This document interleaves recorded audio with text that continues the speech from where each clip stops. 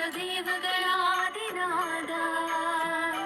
देवेन्द्र वन्द्य मृदु पंकज मंजुपाद देवर्षि नारद मुनीन्द्र सुगीत कीर्ते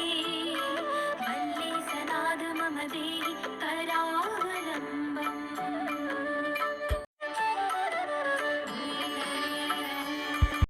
नित्यान्नदान निरताखिल रोगहारिम् तस्मात् प्रदान परिपूरित भक्तकामा श्रुत्वागमा प्रणववाच्य निज स्वरूप वल्ली सनाद मम देहि करावलम्बम् सुरेन्द्र परिखण्डन शक्तिशूरा पाशादिशस्त्र परिमण्डित दिव्यपाले श्रीकुण्डलीशधर तुण्ड शिखेन्द्र